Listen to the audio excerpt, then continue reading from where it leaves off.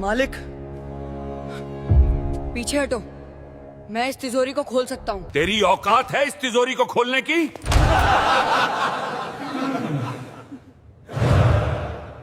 गरीब बच्चे, तू जानता भी है इसमें करोड़ों का खजाना है। मैं 3 साल से परेशान हूँ, इसे आज तक कोई खोल नहीं पाया। अगर तूने इस तिजोरी को खोल दिया तो मैं तुझे पूरे 10 करोड़ रुपए दूंगा। इंसान की जिद और लोहे की ताकत के बीच अक्सर लोहा जीत जाता है, लेकिन इतिहास गवाह है कि जब हुनर भूख से पैदा होता है तो बड़ी से बड़ी दीवारें भी कागज की तरह फट जाती हैं।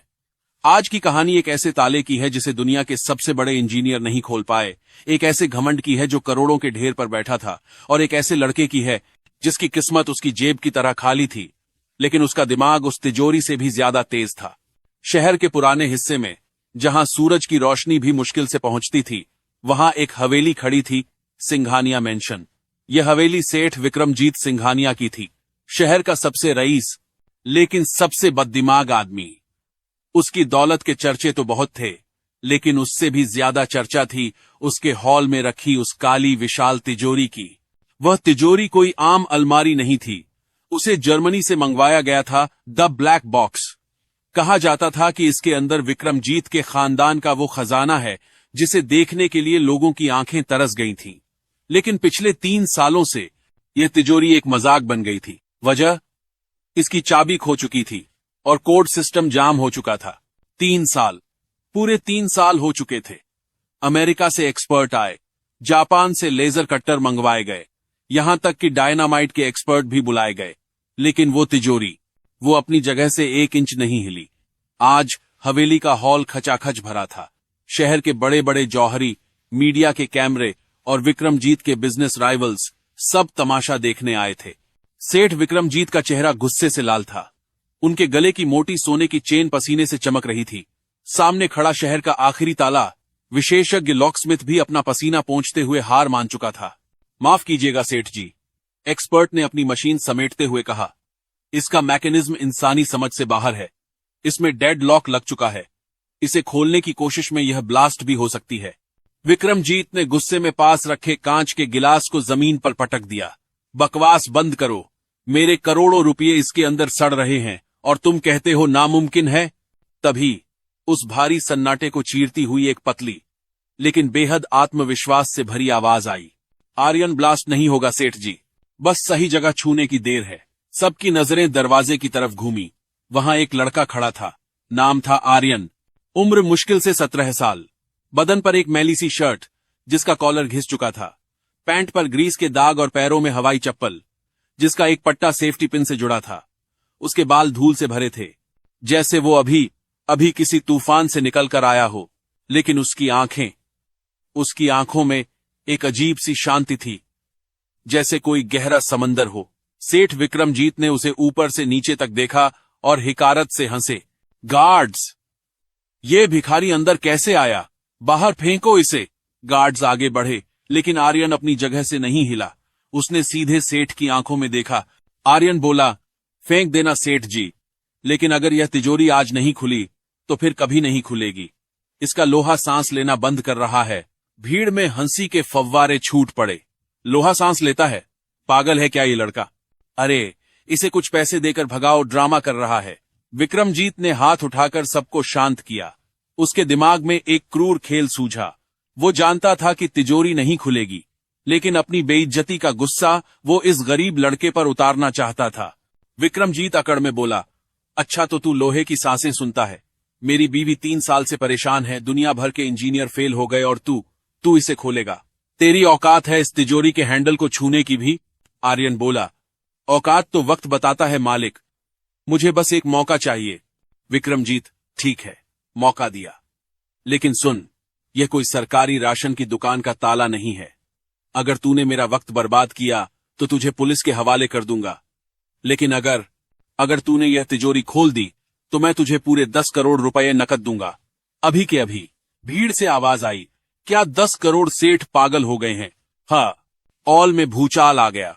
10 करोड़, यह रकम आर्यन जैसे लड़के ने शायद सपनों में भी नहीं देखी होगी। उसके पिता मनोहर, जो भीड़ के पीछे डरे सहमे खड़े थे, आगे आने की कोशिश करने लगे। वो एक कबाड़ी थे और आर्यन उनका बेटा। उन्हें लगा उनका बेटा किसी मुसीबत में फंस गया है, लेकिन आर्यन ने मुड़कर अपने पिता को आंखों से ही रुकने का इशारा किया। उसने सेठ की तरफ देखा और सिर्फ 2 शब्द कहे। आर्यन बोला, मंजूर है। आर्यन धीरे धीरे उस विशाल काली तिजोरी की तरफ बढ़ा। जैसे जैसे वो करीब जा रहा था, हॉल का शोर कम होता गया। अब सिर्फ आर्यन की चप्पलों की चट-चट आवाज सुनाई दे रही थी। तिजोरी के सामने आकर वो रुक गया। वह तिजोरी आर्यन से दुगुनी बड़ी थी, लोहे का एक ठंडा पहाड़। आर्यन ने अपनी आंखें बंद की। उसने एक गहरी सांस ली। उसे किताबों का ज्ञान नहीं था, उसे इंजीनियरिंग की डिग्रियां नहीं मिली थीं, लेकिन उसने बचपन से अपने पिता के साथ कबाड़ के गोदाम में जवानी बिताई थी। उसने हजारों टूटे ताले, जंग लगे संदूक और पुरानी मशीनों को खोला था। वो जानता था कि हर मशीन की अपनी एक भाषा होती है, एक धड़कन होती है। उसने अपने दोनों हाथ तिजोरी की ठंडी सतह पर रख दिए। भीड़ में किसी ने मजाक उड़ाया, लो अब ये जादू टोना करेगा। लेकिन आर्यन बहरा हो चुका था। उसकी दुनिया अब सिर्फ वो और वो तिजोरी थी। उसने अपनी उंगलियों को पियानो बजाने वाले की तरह तिजोरी के अलग अलग हिस्सों पर फिराना शुरू किया। वो किसी बटन को नहीं ढूंढ रहा था, वो कंपन को महसूस कर रहा था। आर्यन ने अपना बायां कान तिजोरी की दीवार से सटा दिया। उसने दाएं हाथ की उंगली से डायल के पास हल्की सी थपकी दी। थक। आर्यन के चेहरे पर एक शिकन आई। नहीं, यह आवाज सही नहीं है। उसने फिर से थपकी दी, थोड़ा नीचे, हल्की सी गूंज। आर्यन के होठों पर एक बारीक मुस्कान आ गई। उसे वो नस मिल गई थी। विक्रमजीत अब भी अपनी कुर्सी पर पैर हिलाते हुए बैठा था, घड़ी देख रहा था। विक्रमजीत बोला, 5 मिनट हो गए लड़के, ड्रामा खत्म कर। आर्यन ने जवाब नहीं दिया। उसने अपनी जेब से एक छोटी सी जंग लगी हुई लोहे की पत्ती निकाली। यह कोई हाईटेक टूल नहीं था, बस साइकिल की पुरानी स्पोक का एक टुकड़ा था। भीड़ हैरान थी। यह क्या मजाक है? साइकिल की तार से यह जर्मन वॉल्ट खोलेगा? आर्यन ने वो पत्ती की होल में नहीं डाली। उसने उसे तिजोरी के दरवाजे और फ्रेम के बीच की एक बेहद बारीक दरार में फंसाया। यह वो जगह थी जहां एयर लॉक बनता था। आर्यन ने आंखें बंद करके पत्ती को धीरे से घुमाया और साथ ही साथ दूसरे हाथ से बड़े से गोल हैंडल पर दबाव बनाना शुरू किया। एक आम इंसान के लिए हैंडल जाम था, लेकिन आर्यन को महसूस हो रहा था कि अंदर का एक छोटा सा लीवर, जो शायद एक बाल के बराबर फंसा हुआ था, वो दबाव मांग रहा है। सांस लो, आर्यन ने धीरे से बुदबुदाया। मुझे पता है तुम थक गई हो, बस खुल जाओ। अचानक पूरे हॉल में एक आवाज गूंजी, क्लिक। सेठ विक्रमजीत कुर्सी से सीधे हो गए। यह आवाज उन्होंने 3 साल से नहीं सुनी थी। आर्यन रुका नहीं। उसने हैंडल को उल्टी दिशा में घुमाना शुरू किया। उसके माथे पर पसीना टपक रहा था। उसकी शर्ट पीठ से चिपक गई थी। यह ताकत का खेल नहीं था, यह धैर्य की परीक्षा थी। अगर वो 1 मिलीसेकंड भी जल्दबाजी करता तो सुरक्षा लॉक फिर से गिर जाता। उसने हैंडल को एक विशेष कोण पर रोका, फिर एक और धक्का। तिजोरी के अंदर से भारी भरकम गियर गिरने की आवाज आई, जैसे किसी राक्षस ने अंगड़ाई ली हो। विक्रमजीत अपनी जगह से उठकर खड़ा हो गया था। उसका मजाक अब डर में बदल रहा था। आर्यन ने हैंडल से हाथ हटा लिए। उसने एक कदम पीछे लिया। तिजोरी का दरवाजा, जो टनों भारी था, अपनी ही धुरी पर 1 इंच बाहर की तरफ सरक गया और फिर से धड़ाम, दरवाजा पूरा खुल गया। तिजोरी के खुलते ही हॉल में रोशनी की चकाचौंध बढ़ गई। अंदर का नजारा देख लोगों की आंखें फटी की फटी रह गईं। सोने की ईंटें करीने से जमाई गई थीं। हीरों के हार मखमली बक्सों से झांक रहे थे। पुराने जमाने के शाही सिक्के बोरियों में भरे थे और सबसे नीचे करोड़ों रुपए के बॉन्ड्स और नकदी के बंडल। यह खजाना किसी राजा की कहानी जैसा था। सेठ विक्रमजीत के मुंह से शब्द नहीं निकल रहे थे। वह लड़खड़ाते हुए आगे बढ़ा। उसने सोने की एक ईंट उठाई। असली थी। उसने मुड़कर आर्यन को देखा। वो लड़का वहीं खड़ा था, शांत, स्थिर, जैसे उसने कोई चमत्कार नहीं, बस अपना रोज का काम किया हो। विक्रमजीत कांपती आवाज में बोला, तू है कौन? कोई जादूगर है या कोई भूत? आर्यन, मैं आर्यन हूं, सेठ जी, कबाड़ी मनोहर का बेटा। हम टूटी हुई चीजों की कीमत जानते हैं, इसलिए उन्हें जोड़ना भी जानते हैं। पूरा हॉल तालियों की गड़गड़ाहट से गूंज उठाना चाहिए था, लेकिन ऐसा नहीं हुआ, क्योंकि कहानी में अभी एक ट्विस्ट बाकी था।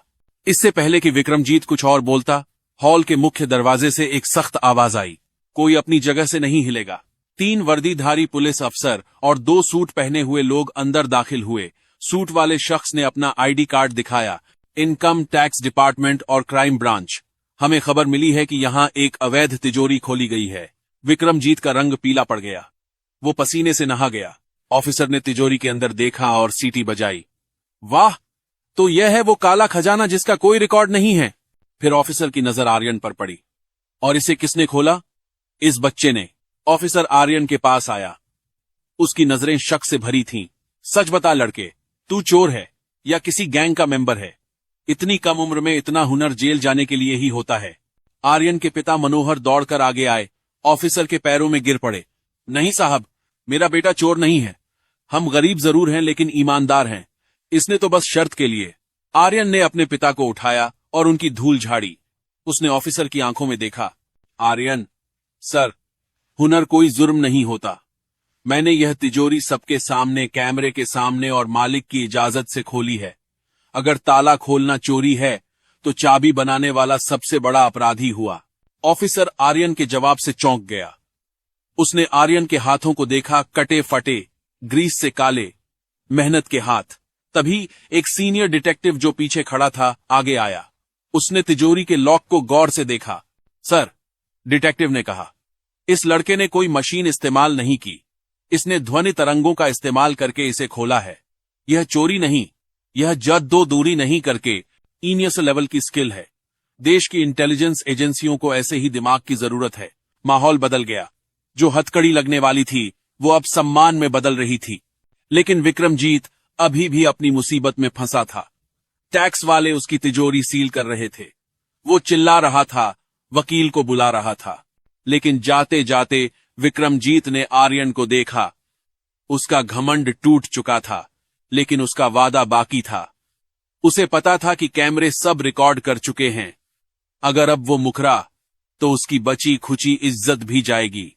उसने अपने मैनेजर को इशारा किया। कांपते हाथों से एक चेक साइन किया गया। जब विक्रमजीत ने वो चेक आर्यन की तरफ बढ़ाया तो आर्यन ने हाथ आगे नहीं किया।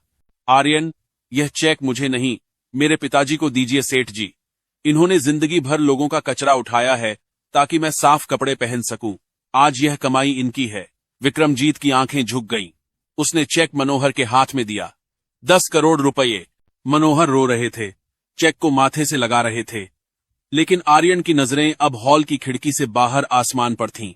उस दिन के बाद शहर में बहुत कुछ बदल गया। विक्रमजीत की हवेली टैक्स के चक्कर में जब्त हो गई। लेकिन आर्यन ने वो पैसा ऐशो आराम में नहीं उड़ाया। उसने शहर के बीचों बीच एक इंस्टीट्यूट खोला, द लॉक लैब। वहां वो चोर नहीं बनाता था, वो सिक्योरिटी एक्सपर्ट्स तैयार करता था। वो गरीब बच्चों को सिखाता था कि मशीनें कैसे काम करती हैं। एक इंटरव्यू में जब किसी ने आर्यन से पूछा, तुम्हें डर नहीं लगा कि अगर तिजोरी नहीं खुली तो क्या होगा? तो आर्यन ने मुस्कुराकर कहा था, साहब, डर उन्हें लगता है जिनके पास खोने को कुछ होता है। हम तो कबाड़ी थे। हमारे पास खोने को सिर्फ गरीबी थी और पाने को पूरी दुनिया। दोस्तों, जिंदगी भी उस तिजोरी की तरह है। कभी कभी हमें लगता है कि हमारे पास चाबी नहीं है, रास्ते बंद हैं। लेकिन याद रखिए, अगर आप ठहरकर शांत दिमाग से उस समस्या की धड़कन को सुनेंगे तो दुनिया का कोई ऐसा ताला नहीं जो खुल न सके। बस जरूरत है खुद पर यकीन करने की। अगर इस कबाड़ी के लड़के की कहानी ने आपके दिल के किसी ताले को खोला हो तो इस वीडियो को लाइक जरूर करें। नीचे कमेंट में लिखें हुनर, ताकि हमें पता चले कि आप भी अपनी काबिलियत पर भरोसा करते हैं। मिलते हैं अगली कहानी में। तब तक अपने सपने बड़े रखिए और हौसले बुलंद। जय हिंद।